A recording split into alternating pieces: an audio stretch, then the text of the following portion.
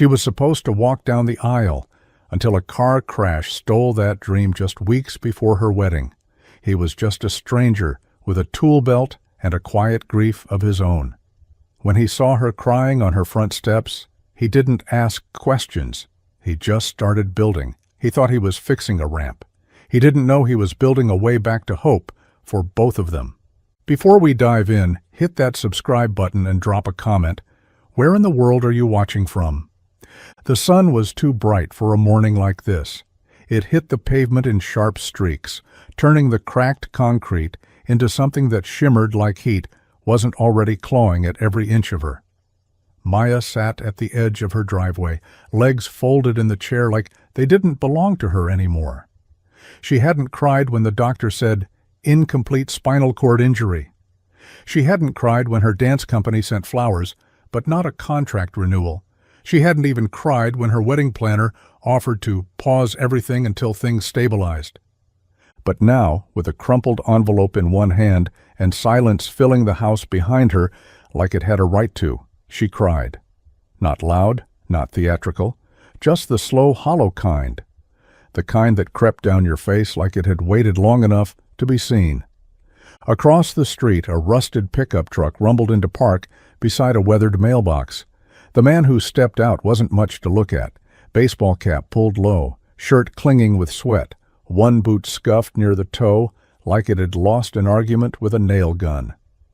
He walked around to the bed of the truck, lifted a cardboard box with the logo of a local pantry, and moved toward the house next door. He wasn't looking for her. That much was clear.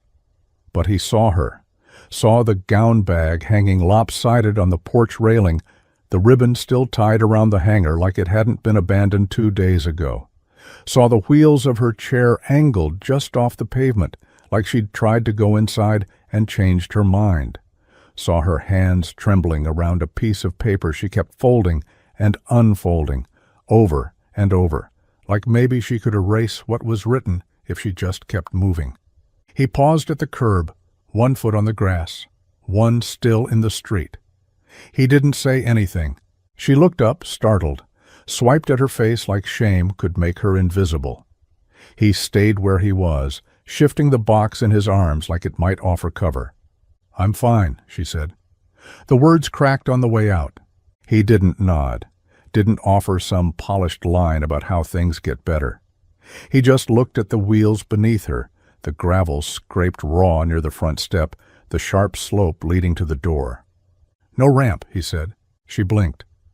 "Was supposed to be." He set the box down and stepped forward. The silence between them stretched. "I build things," he said. "You need one?" She hesitated. Her voice came smaller this time.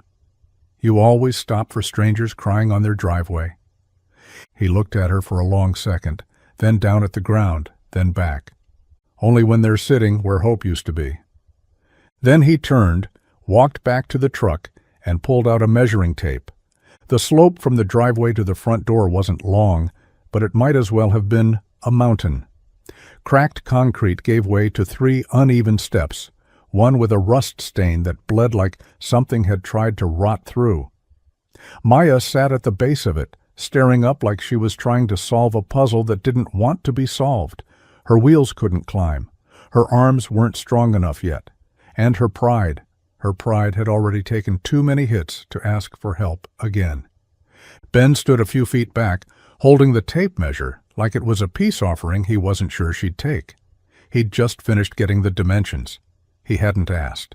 He just started measuring the slope and the width between the doorframe, like it was obvious, like it was the kind of thing a person should just do when someone's stuck outside their own life. "You really don't have a ramp," he said, voice low but certain. She didn't look at him. "It was supposed to be done last week?" He waited. She didn't explain.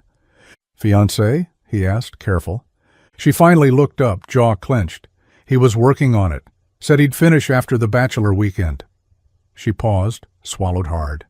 "He hasn't been back since Monday." Ben said nothing. Let the silence fill in what she didn't want to say out loud. She was stranded, alone, left behind, not just by her body, but by someone who'd made her promises under soft lights and expensive champagne. He crouched down by the lowest step, ran a thumb along a splintering edge of wood where someone had half installed a railing and never finished. He stood slowly, dusting his hands off on his jeans. "I can build it," he said simply. "Won't take long. Materials will run cheap. I've got most of what I need in the truck." Maya blinked at him like she wasn't sure he was real. "I don't have money for that." "I didn't ask for money." Her mouth pulled tight. "Look, I don't need pity. I don't need some guy trying to fix my life because he thinks a ramp makes up for a wheelchair." Ben's gaze stayed even, steady. "This isn't about pity," he said. "It's about the fact that it's supposed to rain tomorrow, and you shouldn't have to pray your arms hold long enough to drag yourself up 3 steps. She looked away, but her breath caught in her chest like she'd forgotten how to inhale without breaking. "I'm fine," she muttered. "Then let me help anyway." He didn't move, didn't pressure, just waited. Something in her shoulders gave in, not collapsed, not shattered, just softened. She exhaled slowly and nodded once. "All right," she said, "but I'm holding the damn nails." The lumber arrived in the back of Ben's truck, sun-bleached boards, a bucket of rusted nails, and a heavy, silent kind of purpose. He didn't knock on her door, didn't ask if she still wanted the help. He just started unloading, boots crunching on gravel, arms full of wood that thudded gently as he laid each piece down beside the front steps. Maya watched from the porch, wrapped in an old cardigan that didn't fit right anymore. Her hands rested in her lap, fingers still swollen from where the chair handles had rubbed them raw 2 days back. She didn't say much, just nodded when he looked up, then looked away when he didn't smile. They worked in silence, not the awkward kind, but the kind that holds room for too much. Ben's hammer fell in rhythm. Measure, mark, strike. He didn't hum, didn't curse, didn't fill the air with the kind of noise most men do when they're trying to make themselves bigger than the job. He just worked, steady and quiet, like the act of building something useful was the only language he still trusted. Maya flinched once when a board cracked wrong. The sound ricocheted against the porch rail, sharp and final. She didn't ask if it was fixable. He didn't explain. He just grabbed another. In the truck, a small figure shifted, bare feet drawn up on the passenger seat, a paperback held like a shield just beneath her eyes. Ellie. She watched Maya with the cautious curiosity only a child could carry, half wonder, half worry. Every few minutes she flipped the page, even when it was clear she wasn't reading. The book was just something to hide behind. At one point Maya turned and caught her, just a glance. Ellie ducked lower. Ben followed her gaze but didn't say anything. He didn't introduce his daughter, didn't offer a reason why she was here on a hot weekday afternoon with no school in sight and a library book 3 levels above her age. He just kept sawing. "I thought kids hated quiet," Maya said softly. Ben paused, looked at her. "She's used to it," he said. "Been a lot of quiet lately." Maya nodded, the kind of nod that said she understood more than she wanted to admit. The sun dropped low behind the house. The ramp started to take shape, angle set, frame steady. It wasn't pretty yet, but it was coming together, like maybe the silence between them wasn't just emptiness. Maybe it was permission. The note was folded too neatly. No envelope. Just her name, Maya, scrawled across the front in handwriting she'd once traced along the curve of his spine at midnight. She found it in the mailbox, tucked between a furniture catalog and a coupon for something she didn't need anymore. The morning was hot already. Sweat clung to her back beneath the tank top she hadn't had the heart to change out of in 2 days. Her fingers hesitated, hovered over the paper like it might bite. She unfolded it slowly. 6 lines. That's all. "I'm sorry, I can't do this. I thought I could. I love you, but not enough to do it like this. I need space. I hope one day you understand." J. Her name wasn't even in the goodbye. She stared at the words until they blurred, until the paper curled in her hands and the morning sun burned too hot on her skin. Her throat closed. Not with tears, not right away, just a pressure, deep, sharp, like her ribs had forgotten how to expand. The wheels of her chair bumped against the front step as she turned hard. She didn't call for help, didn't care that the ramp frame was still half done, raw boards and stubborn nails waiting for their purpose.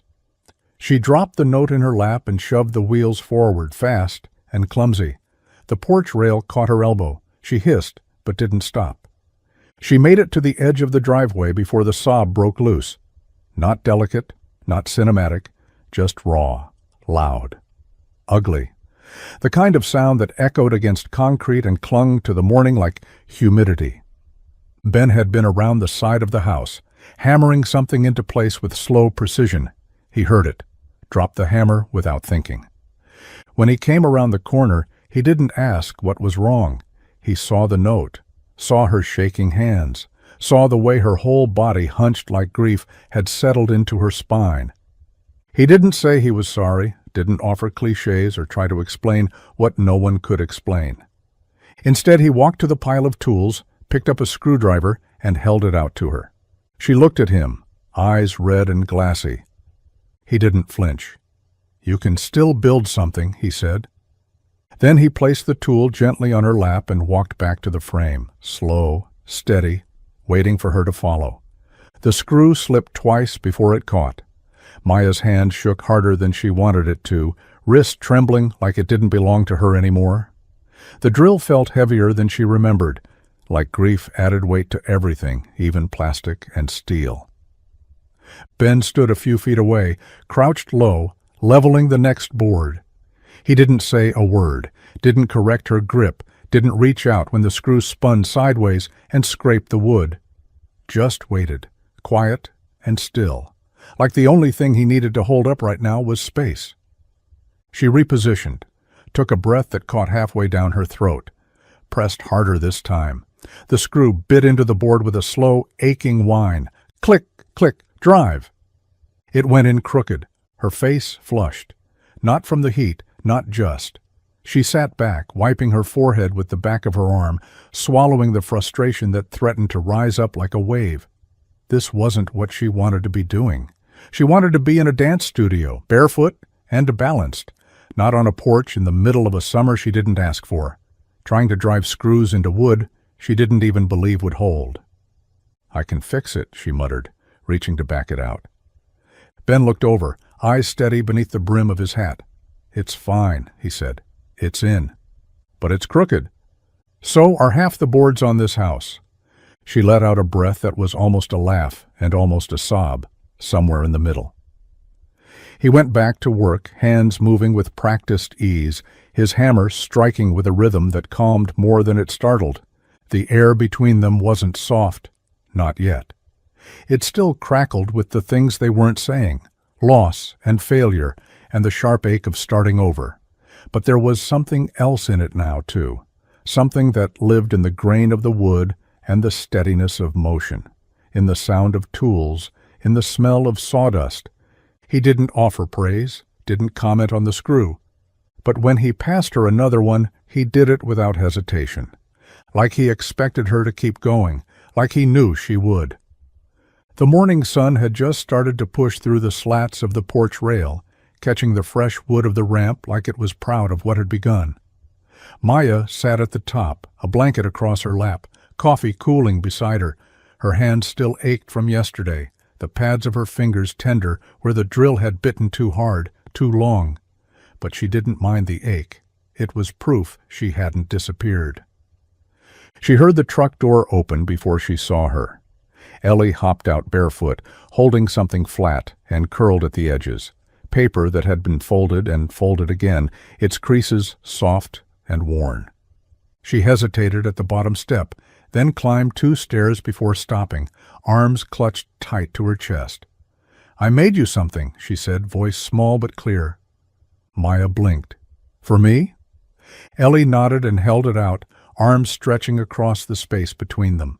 Maya leaned forward and took the drawing carefully, as if it might crumble. It was done in crayon, vivid and chaotic. Stick figures under a sky too big for the paper, flowers that didn't match and didn't need to. But in the center was a woman in a wheelchair, crown on her head, dress that trailed like fire, red, gold, blue. "You look like a queen with wheels," Ellie said softly. Maya stared at the drawing, and then, unexpected, sudden, real, she laughed. It wasn't delicate. It wasn't polite. It came from the gut, surprised her as much as it surprised Ellie. It sounded rusty, like something that hadn't been used in a while but still worked. The kind of laugh that caught in your throat and cracked something open. Ellie grinned. "I wasn't sure if I should draw the wheels, but I thought maybe you wouldn't want to pretend they're not there." Maya's eyes shimmered, but she didn't cry, not this time. "No," she said, folding the picture like a promise. "Don't pretend they're not there." From the yard, Ben looked up, saw the drawing in her lap, the way she held it like something sacred. He didn't ask what it was. He just kept hammering, quieter now. Like the sound of her laugh had built something he couldn't. The ramp was nearly done. Just a few boards left, a final railing to set in place. The sun hung low, stretched long across the lawn, casting shadows that made everything feel softer, more fragile. Ben sat on the porch step, sawdust clinging to his jeans, arms resting on his knees. His shirt was soaked through at the back, dirt streaked across the collar. Maya was beside him, wheels locked, the drawing Ellie had made still tucked into the crook of her arm like armor. They weren't speaking, not because there was nothing to say, because there was too much. Ben broke the silence first. "You ever lose something that was part of the plan? Like, so deeply woven into it that when it's gone, you forget how to move?" She looked at him, wary, then nodded once, slow. "My wife," he said, voice steady, like it wasn't the first time he'd said her name in past tense. "Maggie, 4 years ago, breast cancer, fast, angry." Maya didn't speak. "I kept working, had to. Ellie was 6, too young to know the details, old enough to notice what was missing." He paused, chewing on the inside of his cheek. "The thing they don't tell you about grief is how it doesn't just punch you once. It drips, slow, leaks into everything." She studied the lines of his face, the way his eyes stayed fixed on the horizon. "Some things break," he said. "Some things you learn to carry." Maya turned away. Her hands found the rims of her wheels, fingers tightening. "I used to dance," she said quietly. "Started at 5. Professionally by 18. Contemporary, modern, ballet, when I was feeling masochistic." Ben's eyes flicked to her but didn't interrupt. "It was my body, my language. I knew every muscle like a map." Her voice cracked. "And now it's like someone changed all the street names and ripped up the pavement." She didn't cry, not this time, but her breath stuttered. Ben reached beside him, picked up a piece of sandpaper, turned it in his hands. "Doesn't mean the map's gone, just means you get to redraw it." She didn't answer, but her hand eased, just a little, enough for the wheels to shift forward, 1 inch, then 2. And beside her, Ben started sanding again, quiet, patient, letting the night take its time. The rain came without warning, thick, fast, the kind that didn't ask permission. 1 minute the sky was just gray, the next it opened like it had been waiting all day to let go. By the time Maya realized how fast it was falling, it was too late. She was halfway down the ramp when the front left wheel caught something. Maybe a stone, maybe the same crack she'd rolled over a dozen times. But this time, it didn't move with her. It locked, and the tire slumped in a way that made her stomach drop. Flat. The chair tilted just enough to throw off her balance. She cursed, low and hard, gripping the armrests. The rain soaked through her clothes, plastered her hair to her face. She tried to shift backward, but the wheel dragged uselessly. Her palms slipped. A muscle in her shoulder pulled sharp and angry. She was stuck. No phone, no neighbors close enough to call out to. Her fiancé, ex she guessed now, wouldn't be driving up the road any time soon. The irony tasted bitter. She closed her eyes and leaned back, letting the rain come. It felt personal, not cruel, just relentless, like the world was trying to test how much she had left. She didn't hear the truck until it was nearly at the curb. Headlights cut through the sheets of rain, then the slam of a door, boots on wet gravel. "Maya?" Ben's voice, closer now, urgent. She looked up as he reached her, Ellie following close behind, hood up, eyes wide. "Jesus," he muttered, already crouching, hands checking the wheel. Flat. "I noticed," she said, teeth chattering. He didn't laugh, didn't scold. Just slid his arms under hers like he'd done it before, like it wasn't something to think twice about. "I'm fine," she started. "You're soaked." He lifted her. She hated how good it felt, how safe. Her arms went around his neck out of instinct, close, too close. His chest was warm against her, even drenched. They didn't speak. Ellie held the door open without being asked. Maya caught the girl's eyes, soft, unsure, watching. Once inside, Ben set her down gently on the couch, grabbed a towel from the back of a chair. Still, no one said how close it had been. No one said what it meant that he'd come back. But as he knelt to unlace her shoes, hand steady, her breath caught anyway. Because something had shifted, and they both knew it. The final nail went in with a low, solid thunk. Not dramatic, just enough to echo faintly in the quiet morning air. Ben stepped back, wiping the sweat from his brow with the sleeve of his shirt, eyes sweeping over the ramp like he was seeing something more than wood and screws. It wasn't perfect. The grain didn't always match. One railing leaned a little left if you stared too long. But it was steady, safe. It would hold. Maya sat at the top, hands resting lightly on the wheels, the morning sun warm on her shoulders.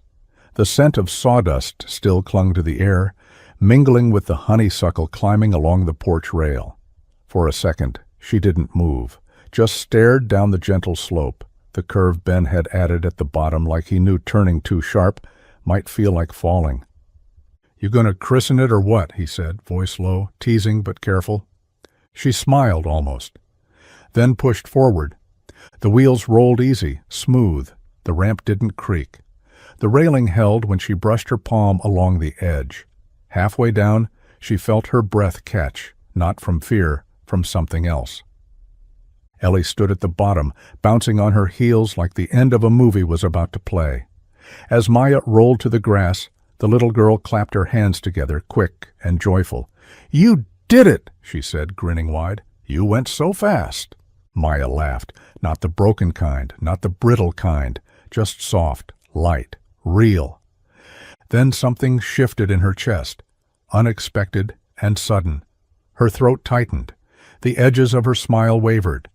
She looked back up the ramp, toward the porch, toward the house, her house. And something hit her. Not what was gone, not what had been taken, but what remained. The porch swing, still rusted but waiting.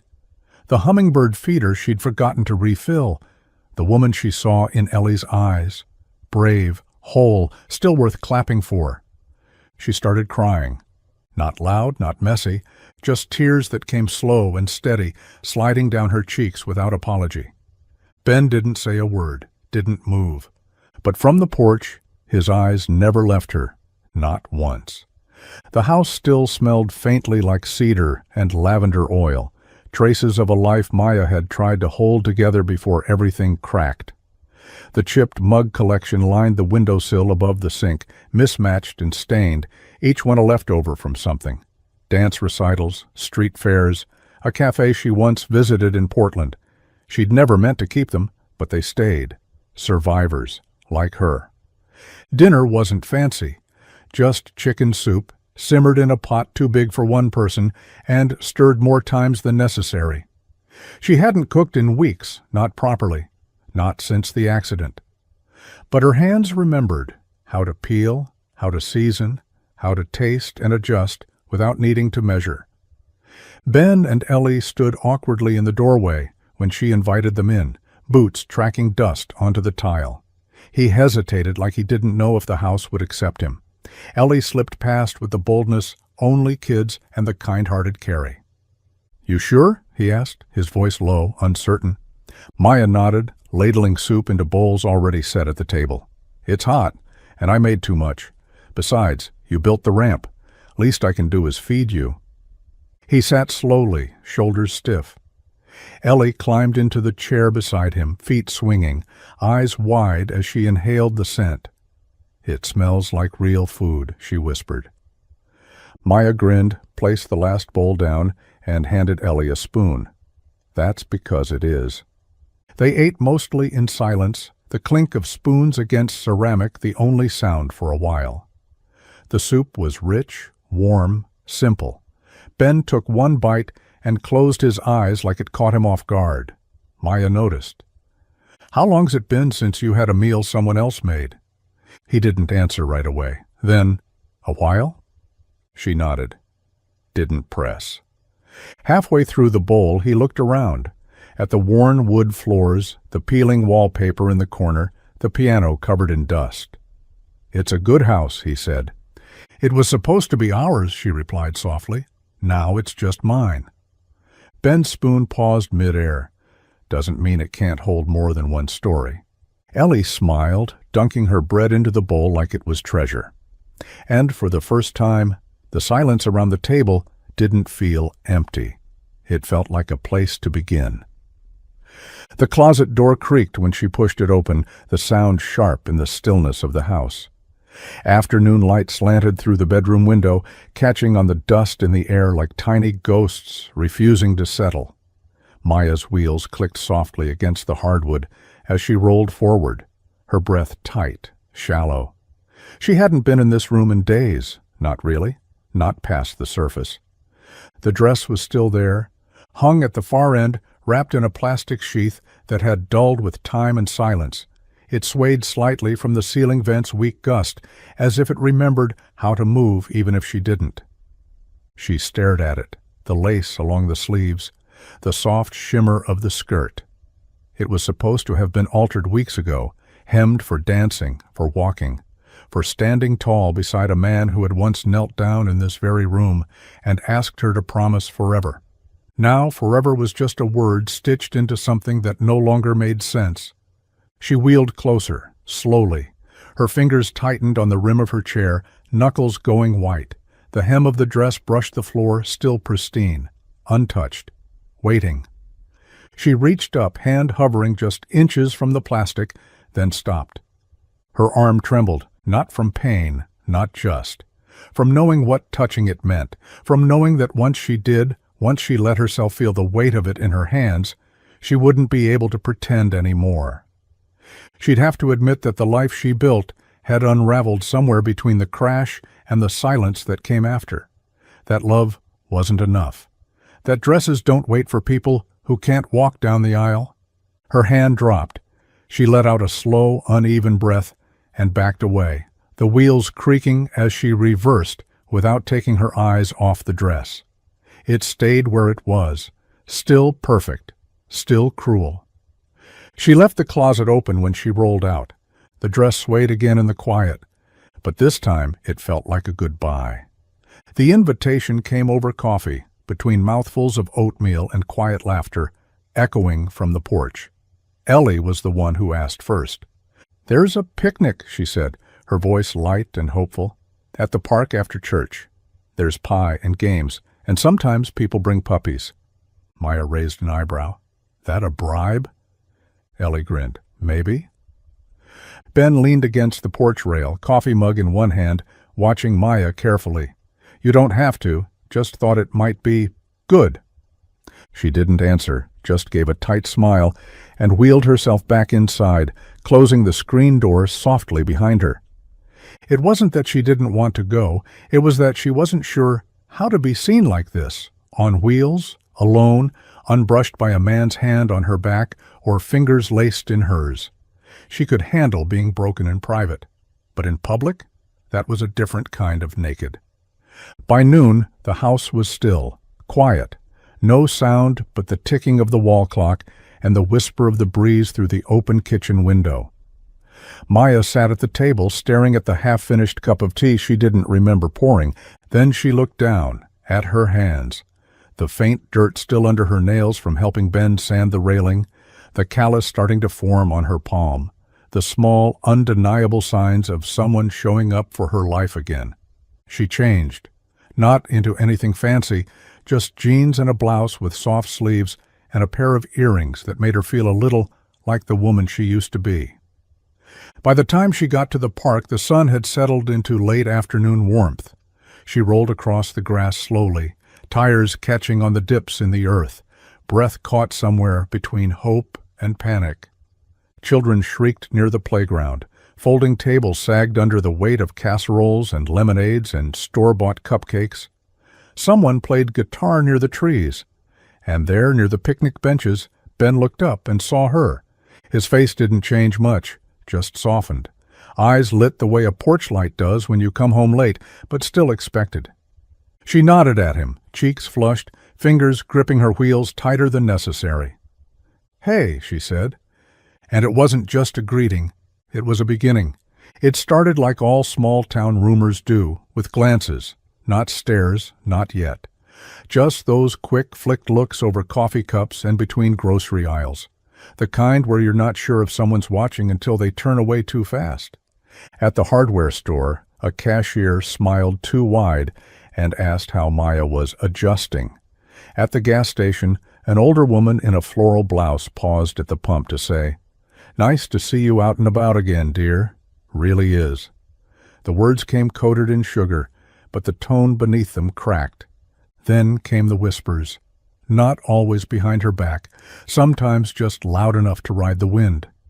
"She was supposed to marry that finance guy, right? The one with the Audi? Now she's building ramps with Ben Miller like it's a home improvement show." The bride and the widower, if that's not something out of a Nicholas Sparks novel, I don't know what is.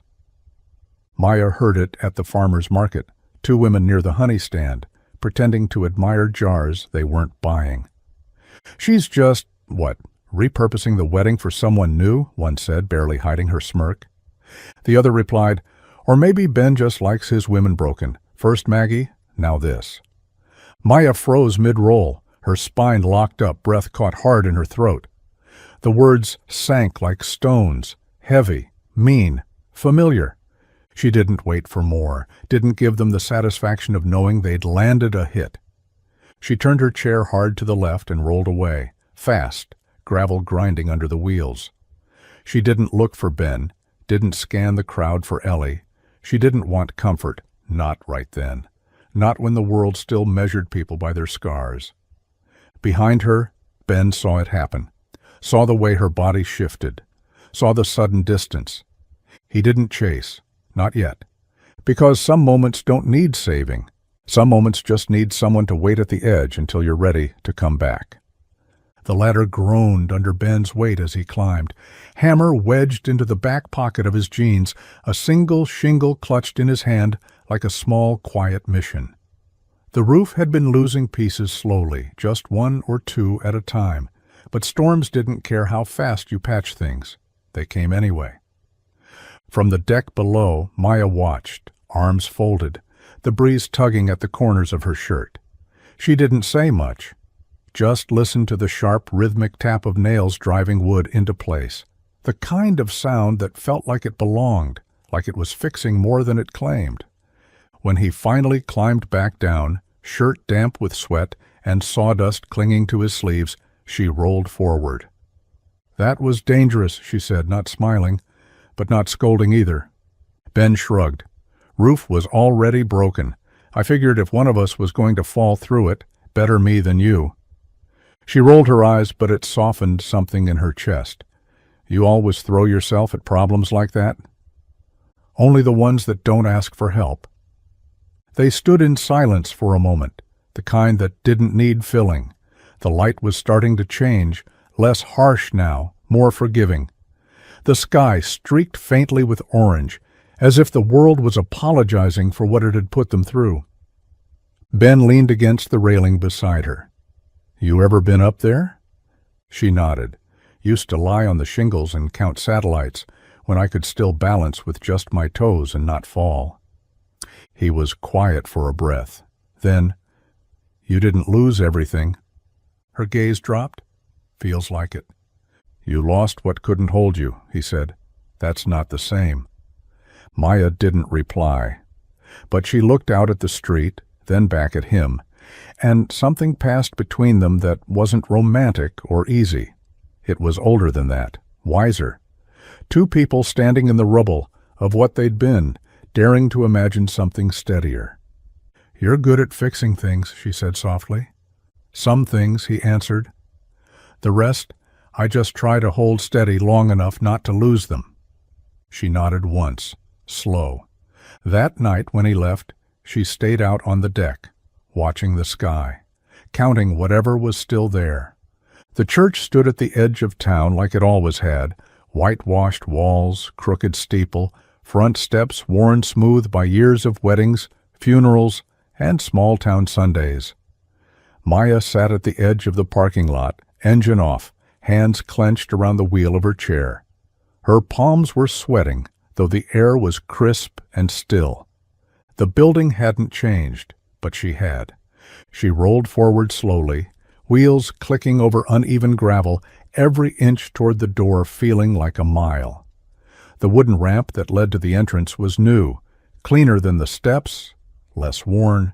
She hated that it felt like an invitation she didn't ask for. When she reached the door, she froze. Inside that building, she'd stood just weeks ago for the rehearsal, veil pinned, bouquet borrowed from the florist's sample shelf. She'd laughed in the pews, kissed her fiancé under the arch where they were supposed to say forever. Now the door was closed, and she couldn't open it. She reached for the handle and stopped short, arm shaking, her breath caught, trapped somewhere behind her ribs, and for a moment she was certain, if she touched it, something would crack. Something inside her would give way, and there wouldn't be anything left to hold it back. So she didn't. She let her hand fall. She turned the chair in a shaky half-circle, rolled back to the gravel, and parked beneath the large oak at the edge of the lot. The silence there was too loud, too much. And then it broke. Her shoulders hunched forward, fists clenched in her lap. The first sob came hard, sharp, ripped from her like it had been hiding in the deepest part of her chest. Then another, and another. Not the quiet kind, not the tears she'd learned to swallow since the accident. This was the kind that gutted. Ben's truck pulled in slow, tires crunching the gravel. He'd been heading to the hardware store, saw her car. Pulled in without thinking. When he spotted her, he didn't call out. He just walked over, crouched low beside her, not touching, not speaking. She looked at him, eyes red, breath ragged. "I couldn't go in." Ben nodded, voice steady but quiet. "Then don't." "I thought I was ready." "No one ever is."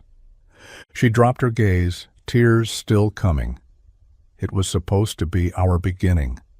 He looked at the church, then back at her. Maybe it still can be, just not in the way you thought.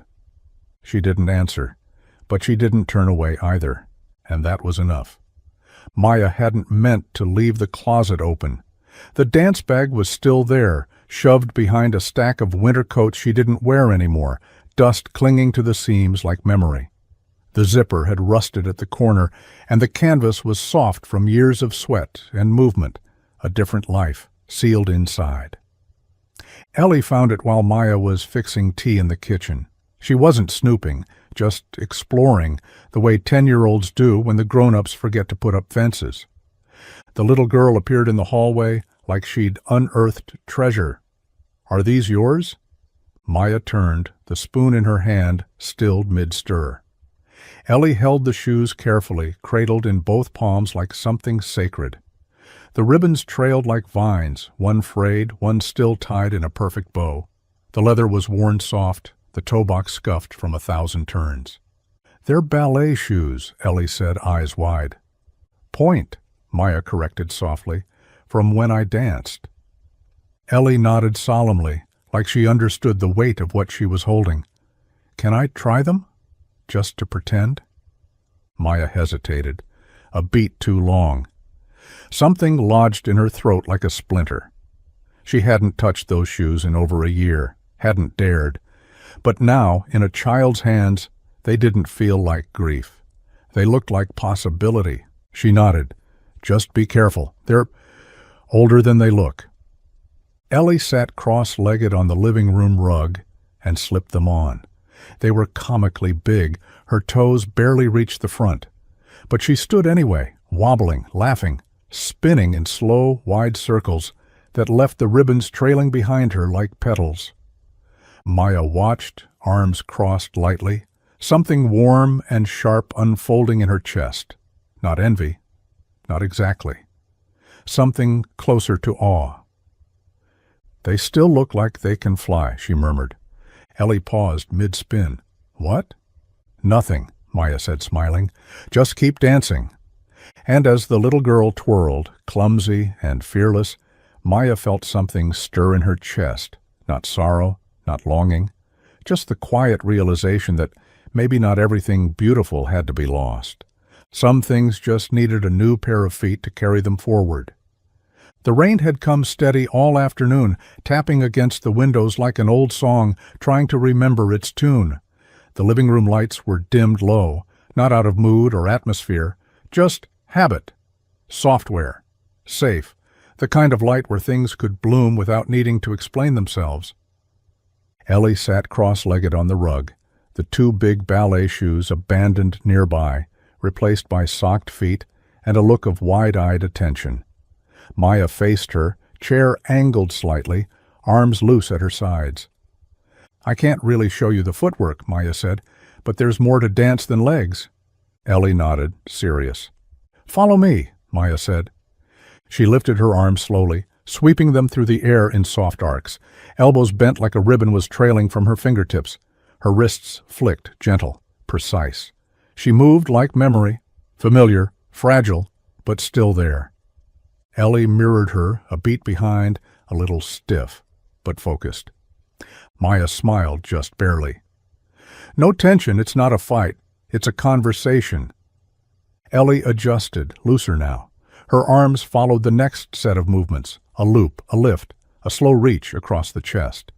"Good," Maya said, nodding. "Now add breath to it. The air should move with you."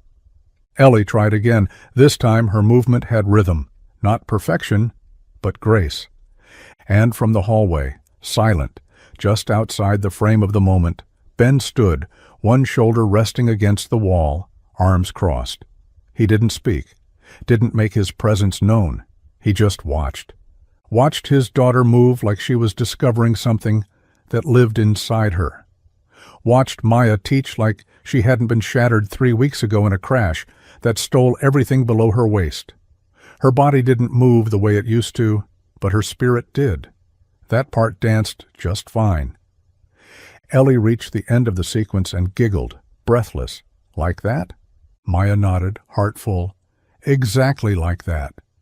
She didn't know Ben was watching, or maybe she did and didn't care, because in that moment she wasn't broken. She was a teacher, a dancer, a woman handing something sacred to a child willing to carry it. And sometimes that was enough. The phone rang 3 times before it connected. Maya almost hung up after the second. Her thumb hovered near the red button, doubt screaming louder than her pulse. But then came the click, a soft breath, a pause. "Hello!" Sienna's voice was familiar, frayed at the edges from late nights and 3 kids under 10, but it still had that older sister steel, the kind that could cut or hold you, depending on the moment. Maya closed her eyes. "It's me." A beat of silence, then, "You okay?" The question cracked something in her, not because she didn't expect it, but because of how gently it was asked. Not, "Are you better?" Not, "Have you moved on?" Just, "You okay?" "No," Maya said. Her voice was thin but steady. "But I think I'm ready." Sienna didn't rush her. She never did. Maya swallowed hard, opened her eyes to stare at the dress bag hanging again from the closet door, unzipped now, the lace visible, the weight of it not as sharp as before, still heavy, but not unbearable. "I need your help," she said. "With what?" "With the dress?" Another pause, this one longer. "Didn't think you were still doing it," Sienna said softly. "I'm not," Maya whispered. "Not that wedding, not that aisle, but I'm not burning it down either." Sienna exhaled, something like relief tangled in the sound. "You want me to help alter it?" I want you to help me reclaim it, Maya said. Cut it if you have to. Stitch it into something I can move in, something that's mine now. There was quiet on the line, but it didn't feel empty. Then Sienna said, I'll bring the machine and wine. Maya let herself smile, just a little. Bring patience too. I've got enough ghosts here already. I'll bring scissors, Sienna said. We'll snip them loose. When Maya hung up, she stared at the dress again, at the way it caught the morning light, dulled, but not ruined. She reached for it this time, fingers brushing the fabric.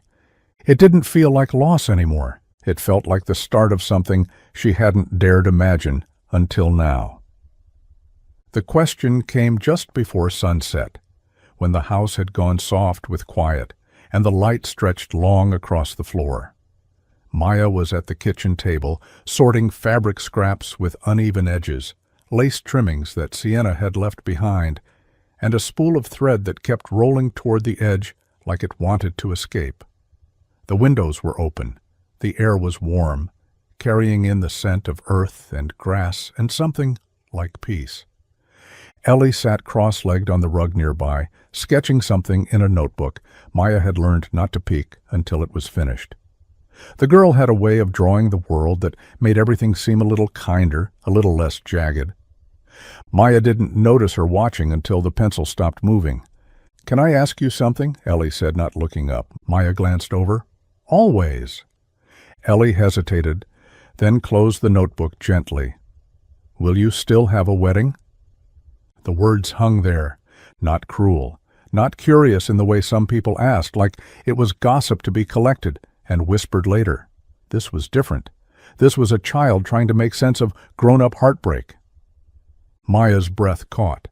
She set down the lace in her hands, rubbed her palms against her jeans, like that might ground her.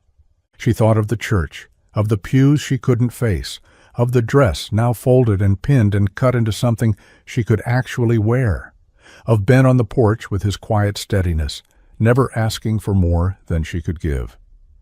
"Maybe not the one I planned," Maya said finally. "But yes." Ellie blinked. "Really?" Maya smiled. "Really? Even if it's not in a church? Even if it's in a backyard? Even if I'm rolling down the aisle instead of walking? Even if there's no white horse or cake with too many tears?"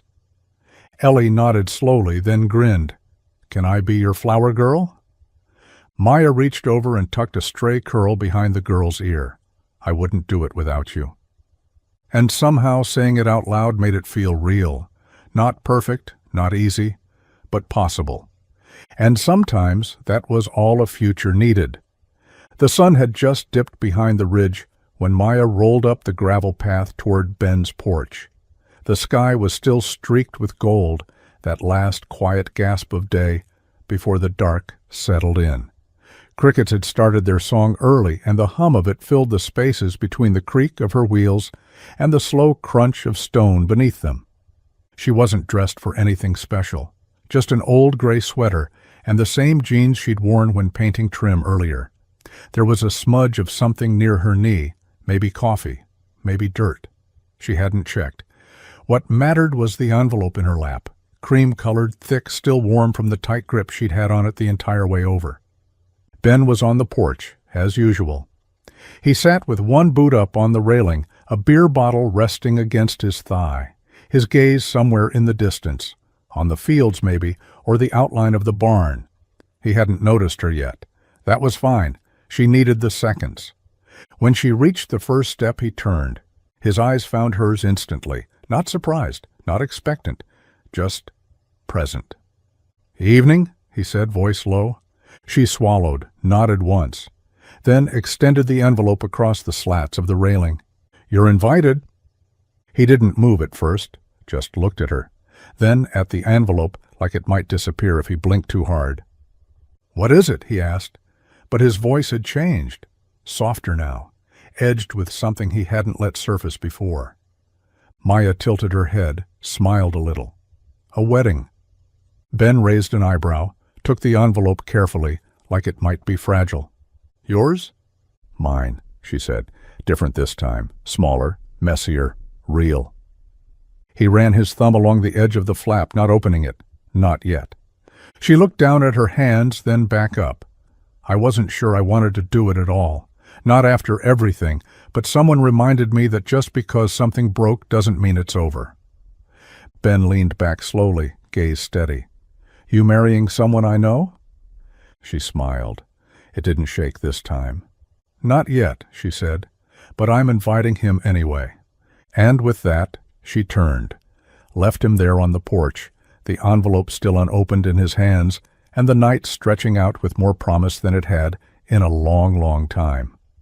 The porch was quiet long after she left, the kind of quiet that pressed in around the ribs and sat heavy behind the eyes. Ben held the envelope in both hands, elbows resting on his knees, fingers tracing the edge again and again like the paper might speak before he opened it. The sun was gone now, the sky dimming into that bruised blue that always came before a storm. Somewhere off in the distance, thunder rolled low, not loud yet, just a warning. He stared at the envelope a little longer before finally slipping his thumb beneath the flap and easing it open. The paper inside was thick, folded clean down the center. No printed card, no gold lettering, just her handwriting, sharp, slanted, unflinching. Ben, if I'm honest, I didn't think I'd ever send this. But then again, I didn't think I'd still be here. Not after everything. The aisle looks different now, shorter, but heavier. And I don't want to go down it alone. Would you walk me? M. That was it. No explanation, no flourish. Just the truth, laid bare in ink. Ben stared at the words until they blurred. Not because of tears, not exactly, but because something in him had started moving, slow and deep, like earth softening after a hard freeze. He folded the note and set it on the step beside him. The thunder rumbled again, closer this time. Still quiet, still polite, but insistent.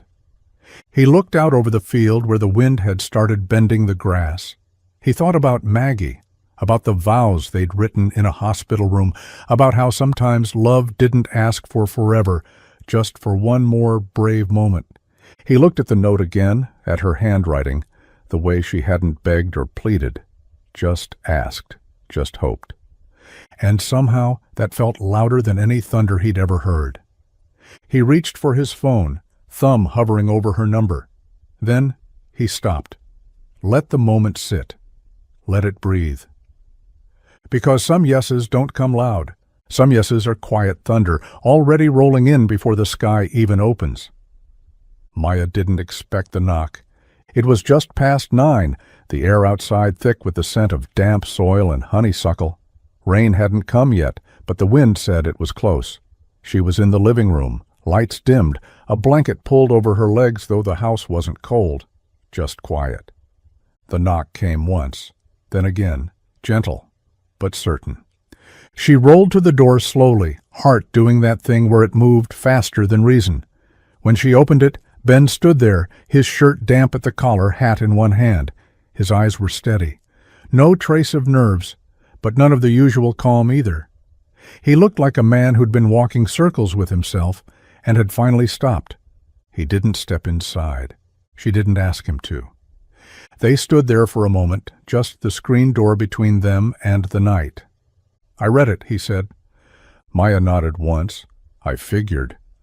He looked down at his boots, scuffed and damp, then back at her. I wanted to say yes right away, he said quietly. Truth is, I did. In my gut. But it felt like I'd be skipping something if I said it too fast, like it wouldn't carry the weight it deserved. Her fingers tightened slightly on the rim of her chair, but she didn't speak. I've spent the last 4 years trying not to be asked for things I couldn't give, he continued, and here you come, asking for the one thing I didn't know I still had left. He stepped forward then, reached for the screen door and opened it, not to come in, just to be closer. Yes, he said, simple, clear, and full. It wasn't a dramatic swell of music, it wasn't a tear-stained declaration. It was better, quieter, realer. Maya's breath caught. Are you sure? She asked, voice smaller than she meant it to be. He gave her a look she hadn't seen on him before. Not pity, not pride, something steadier, a kind of knowing. I don't say things halfway, he replied. Not to you.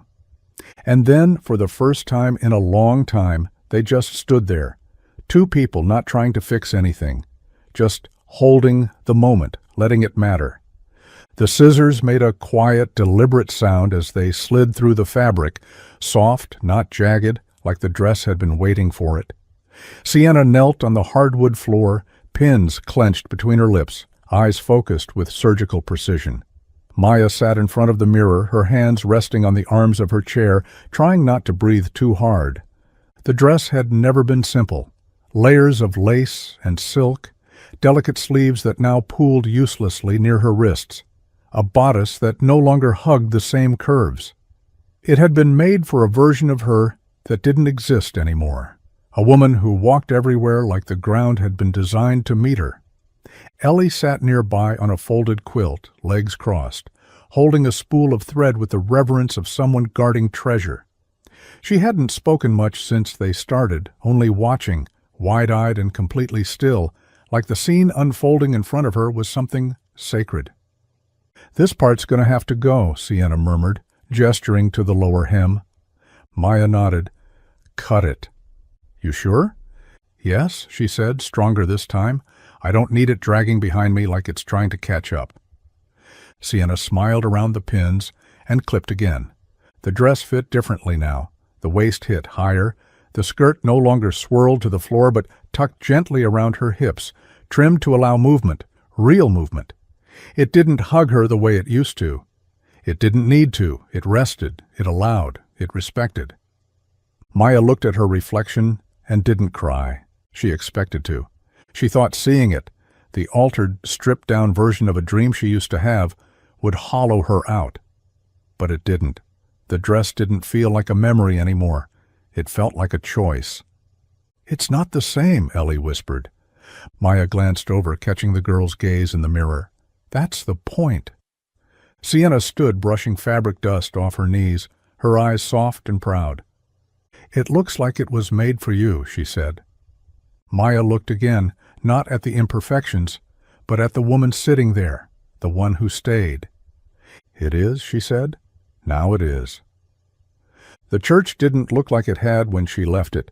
Maybe it was the light, softer now, pouring through the stained glass windows like the sun had finally forgiven something, or maybe it was the way no one tried to make it perfect. The pews were uneven, the wooden floor creaked, and the flowers, simple wildflowers and eucalyptus, leaned slightly in their mason jars. But everything breathed. Nothing felt staged. Maya sat at the back in the wide space just beyond the threshold, her wheels locked, palms pressed lightly to the arms of her chair, her dress, altered, honest, folded over her legs like it belonged, not heavy, not dragging, just right. People were turning in their seats, heads tilted, waiting. But no one stared, no one whispered. This wasn't about spectacle. It wasn't even about tradition anymore. It was about her, choosing to show up. Ben stood beside her, one hand tucked into his pocket, the other holding a bouquet not meant to be carried by a bride, but offered to one. He looked down at her, steady and still, his presence the same way it had always been, never demanding, never loud, just there, solid. "You ready?" he asked. Maya didn't answer at first. She looked down the aisle at the long stretch of wood, the delicate runner that Ellie had laid out that morning with too much tape and a serious face. It wasn't the aisle she'd imagined, but it was real. Sunlight pooled at the end of it, waiting. She inhaled slowly, held it for a breath too long, then nodded. "Let's do it." Ben offered his arm, not awkwardly, not as a helper, but as a companion. She rested her hand there lightly, and together they moved forward. Each push of the wheels was hers. Each step beside her was his. People didn't clap. They didn't need to. The hush in the room was louder than any applause could have been. Maya kept her eyes forward, but she felt everything, the air, the weight of her own heartbeat, the sound of Ellie sniffling somewhere in the front row. She didn't cry, not because it didn't mean everything, but because she'd already grieved the life that didn't happen. This was the one she'd built, from what survived.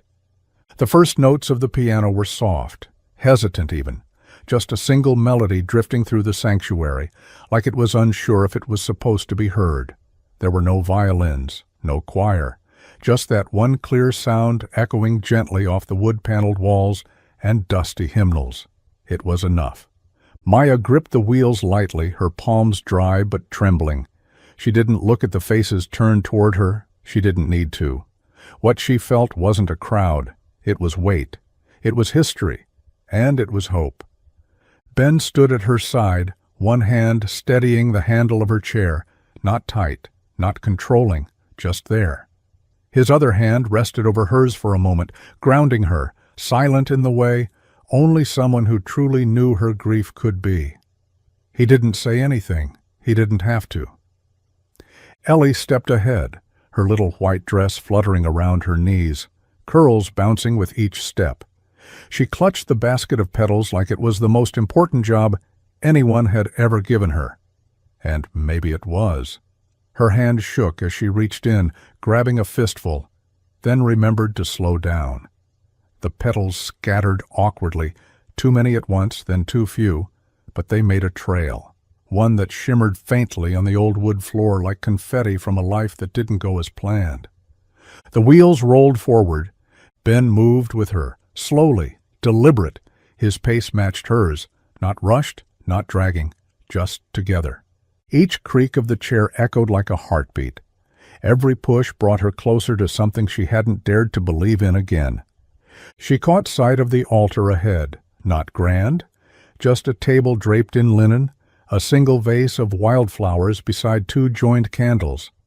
It wasn't the image she used to picture when she dreamed of forever, but it was the one that had made its way through the storm.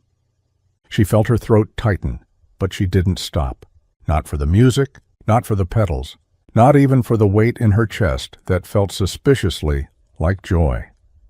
Ben leaned slightly toward her, just enough that she could hear him. "Almost there," he said. And she believed him. The silence was complete, the kind that settled into people's bones, the kind that didn't ask for attention. It already had it. Maya sat just in front of the altar, the sunlight catching the edge of her shoulder where the lace of her dress had slipped ever so slightly. Her fingers rested gently in her lap, the bouquet already set aside, forgotten. What she was holding now couldn't be carried in flowers. No one else spoke, not the officiant, not Ben, who stood just behind her, hands clasped in front of him, like he knew this part belonged only to her. Maya took a slow breath, felt it fill her, anchor her. Then she looked up, not just at the person standing across from her, but at everyone. The church wasn't full, but it was enough. Neighbors, friends, the people who had watched her fall apart and not looked away. Her voice shook at first, but she didn't stop. When I woke up in that hospital bed, the first thing I felt was the weight of everything I'd lost, my legs, my career, the man who swore he'd never leave. She paused. The words hung like dust in the light, suspended in truth. I thought that was the end of me. I thought I'd been stripped of everything that mattered, that there was no version of my life worth coming back for. Ellie blinked hard in the front row, clutching a crumpled petal in her small fist. Sienna sat beside her, one hand over her heart. Maya's gaze swept the room once more, then landed on Ben. He didn't move, just met her eyes like he always had, with steadiness, not rescue. "I thought I lost everything," she said, quieter now, "but I only lost what couldn't stay." Her breath hitched, but she steadied it. What remained, what grew in the cracks, that's mine. That's what I choose today. Not perfection, not fantasy, but the life that found me when I wasn't looking. The people who stayed, the strength I never thought I'd need. She let the moment sit, let it settle. Then, softly, she added, "That's my vow."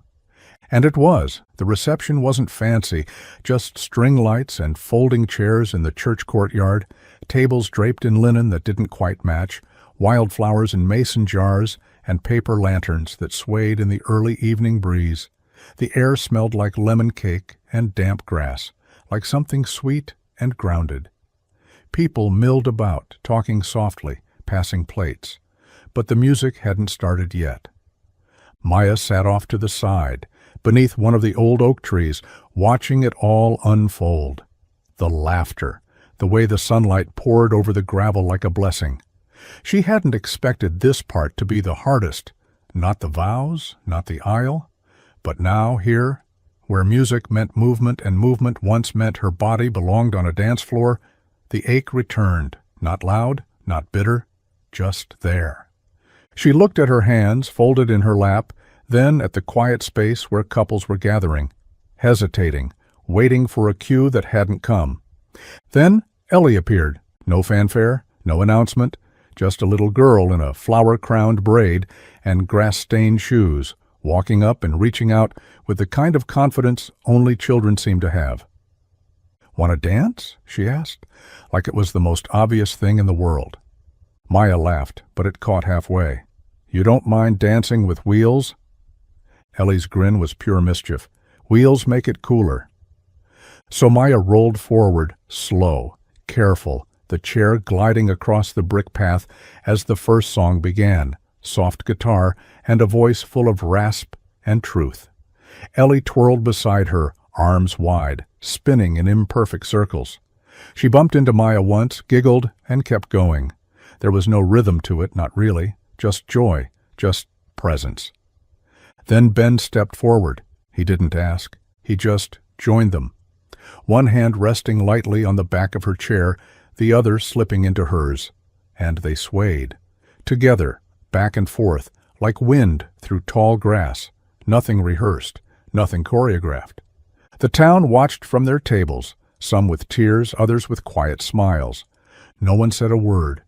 Because sometimes the most powerful moments don't shout. They hum, quiet, software new. And there, beneath the lights and the weight of everything they'd survived, Maya danced again. The house was quiet when they got back, the kind of quiet that holds its breath after something big. The windows glowed faintly in the dark, their warm light spilling out over the porch like a promise. The dress still clung to her hips, now wrinkled and spotted with cake frosting Ellie had smeared on her during the last song. Her hair was coming loose, but she didn't mind. She didn't want to take any of it off yet. Not the lace, not the scent of wildflowers, not the feeling that something in her life had finally come back to stay. As she rolled up the ramp, her hands brushing the rails that had once felt like surrender and now felt like triumph, she saw him, Ben, already sitting in the porch chair like he'd been waiting for her before she even left the reception. His jacket was slung over the armrest, sleeves rolled to his elbows. A chipped mug steamed in his hand. He looked over when he heard her wheels. No smile, no words, just that steady gaze, the one she had come to understand didn't mean silence. It meant presence. She paused at the top of the ramp and took it all in, the porch, the quiet, him. "You beat me home," she said softly. He held up the mug. "Didn't think you'd mind." She shook her head and rolled forward until she was beside him. The boards creaked under her chair. He poured the rest of his coffee into the second cup sitting beside him and passed it to her. It was still hot, still strong. They sat there for a while like that, saying nothing, sipping quietly, letting the night settle around them like dust after a storm. Then, finally, she turned to him, voice barely above a whisper. "You built more than a ramp, you know." He looked at her, eyes darker now in the low porch light, but still steady, still kind. "Yeah," he said after a long moment, "I know." And neither of them said what it really meant, that he'd built a way back, that she'd let him, that some things don't get rebuilt all at once. Sometimes they begin on a porch, in the quiet, under a light that someone left on just in case.